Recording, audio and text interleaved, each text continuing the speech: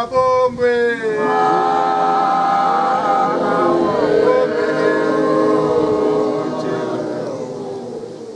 Isona sihlabelela inkosi eyasihlabelela ngalolu suku mayilanda le ndaba. Umisi iqhubeka ithi baningi abantu khona laba phakathi kwethu maNazaretha abagcinela ubumnyama. Baningi khona laba phakathi kwethu abagcinela ubumnyama.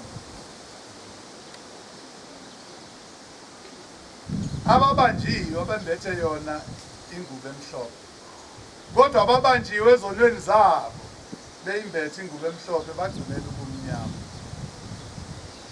Kukhona isono umuntu okungavumi ukuba siyeke uSathane umbambile kuso.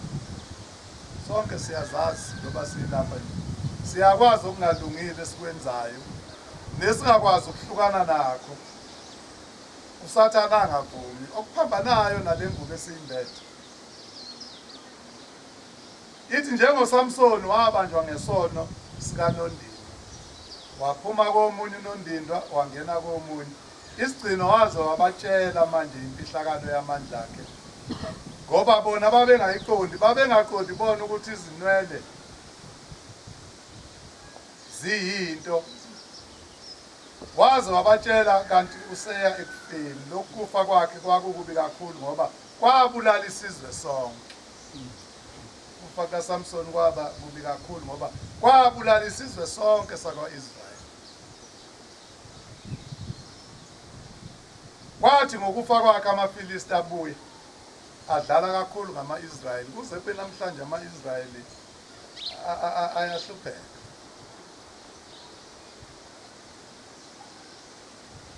uNkulunkulu njengoba esimemile usimeme nazo izono zethu namacala ethu. Kepha usimemile ngosuku lwanamhlanje. Hayi ngoba silungile kunabanye, kepha ingoba ufuna siphenduke. Ingoba ufuna sithi uma siguqa siyivume izono zethu, bese simcela sipha amandla ukuthi lezi zinto ezingalungile ihlale zisivakashele siyamaNazaretha siyiyeke. Ngizoke ngiphindele endabeni ikaMqali wendlela la ekhuluma khona kwakuMatshe ePhakameni ngo-1932, la ekhuluma khona ngezibusiso zokwenza okuhle uma uMnazaretha, la efundeka khona kanje: ubusisiwe onesihawu ngoba naye uyohawukelwa. Angiqale phezulu. Uthi uma uMnazaretha ubobuswa inhliziyo ethi musa ukona. Uthi uma uMnazaretha ubobuswa inhliziyo ethi musa ukona. Uthi zintathu inhliziyo. Uthi muntu owesaba uNkulunkulu namhlanje ngikwenika lesiseluleko ubokwazi ukuthi inhliziyo zomuntu zintathu. Eyokuqala ithi yona, eyesibili ngabaze. Awu ngizobona kanjani mina ngibe ngumntwana kaNkulunkulu? Kodwa ibuyivume. Uthi bese kuba khona eyokugcina ehamba novalo, yona-ke iyeyithi musa ukona uwumntwana kaNkulunkulu. Bese igcina nje ngalokho. Uthi akube yiyona-ke le ezawukubusa uma uMnazaretha. Le yokugcina akube yiyona ezawukubusa, le nethi musa ukona umntwana kaNkulunkulu. Yesabe uyilalele, ungaleqi izwi layo. Uthi uma ucabanga ukwenza into, uma sekukhuluma yona bese ungakusayenza leyo nto, uyesabe ungaleqi izwi layo. Ubusisiwe nesihawu ngoba nayo uyohawukelwa mhlazane ehlelwa usizi. Ngoba usizi akusilo lomuntu munye, olwabantu bonke abaphansi komthunzi welanga.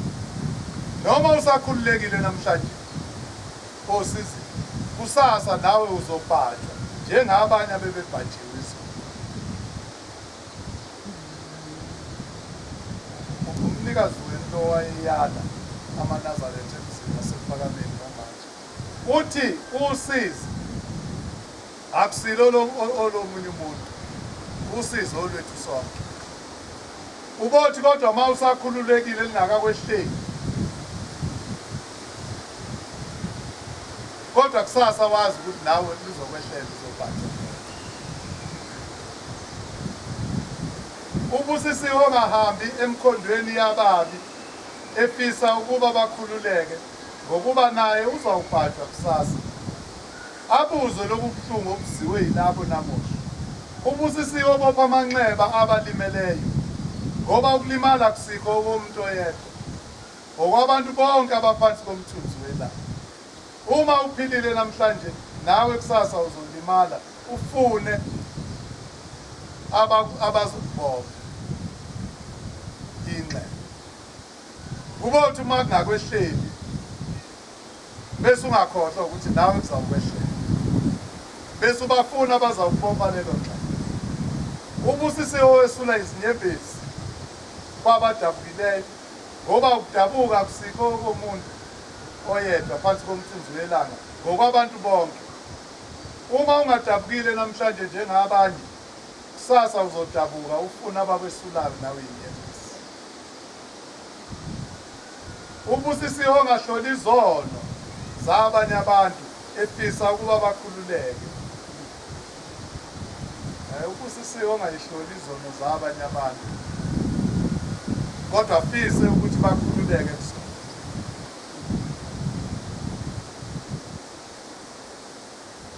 Uthi ungazilaleli iy'ndlebo zabantu. Mfundiso kaShembe, ungayilaleli iy'ndlebo zabantu. Ubusisiwe loyo ongabeki indlebe yakhe kwabahlebayo, ngokuba ukuhamba ulalela izindlebo zabanye abantu, lokho kuyimpande yaso sonke isono.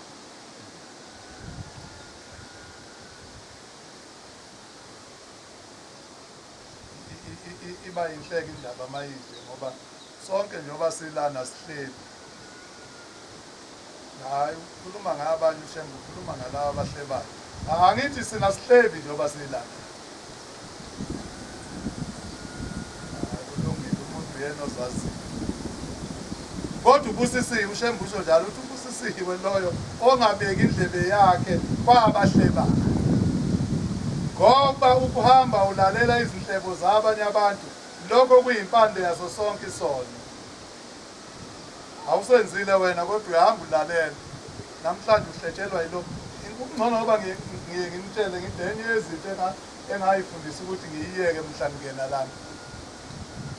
Kwangithatha isikhathi ukuthi ngiyimukele lento yenu, ukuthi siyashesha ukukhohlwa, ngoba ngangazi ukuthi ukufa lokho.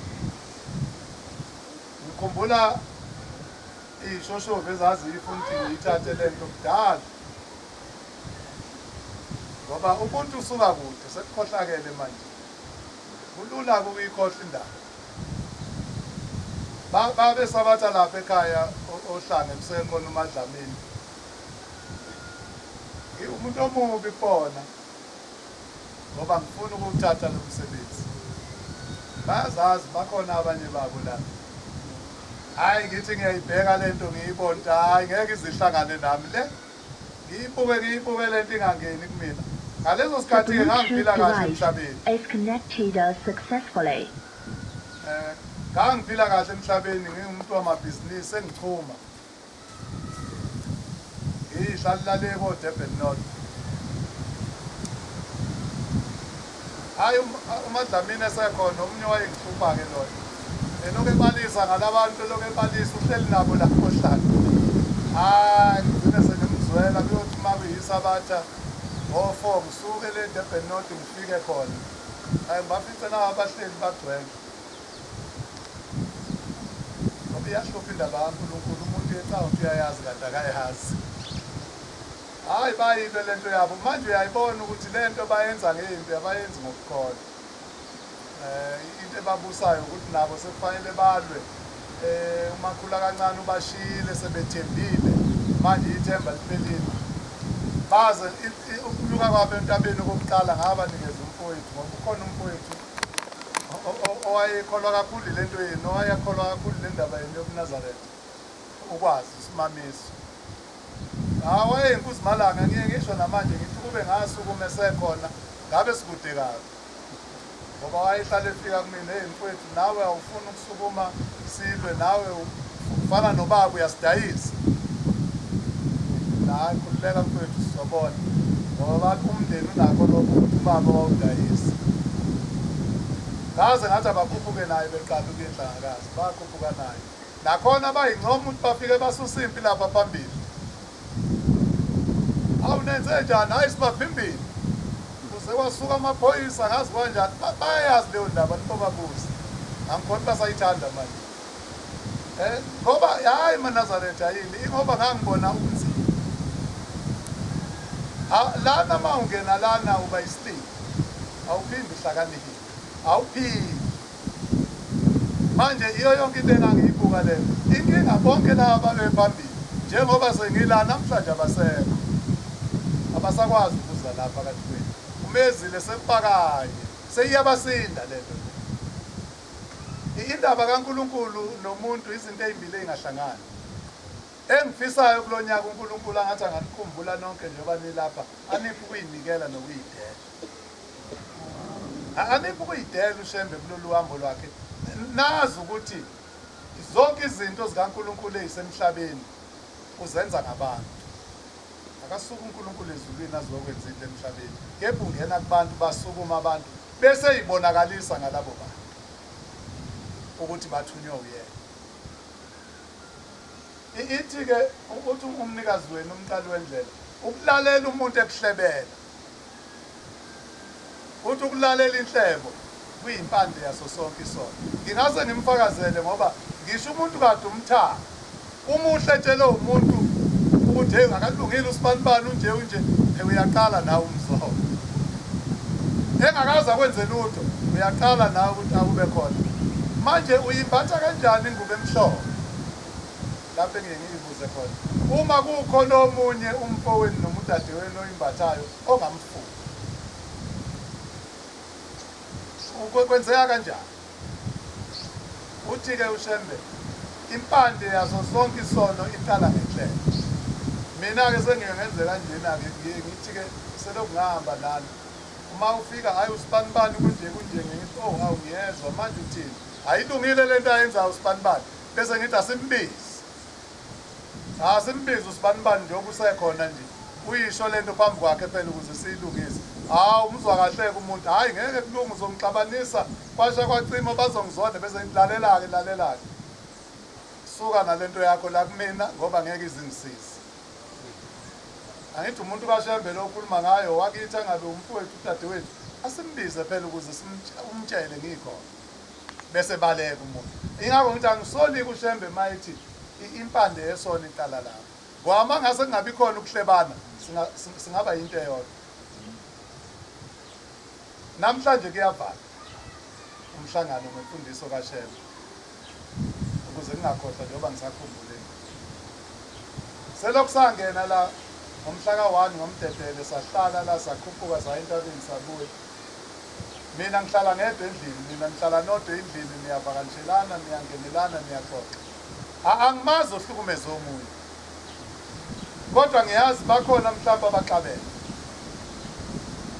ngiyazi ninyathelene wangabe omunye nesipindi sokuthi hayi sibanibani unginyathelile kunokuthi enze njalo wahamba wayotshela azwelana naye kwase kwakheka uganga ngiyakwazi kwenzekile lokho kodwa ngicela nize niqonde into eyodwa njengoba bengihlele endlini imele uShembe akekho umuntu engimthumile ukuthi akazohlukumeza noShembe akekho futhi umuntu amthumile ungathi ke mawusuka la bese uyochwaneka igama likaShembe ngothi ezihlobeni zakho kini ukuthi ngeke ngiphinde ngiye lapha mina ngoba umfundisi wathi uma umfundisi esukuma la ekhuluma into engafanele akathunyiwe uShembe umkhokheli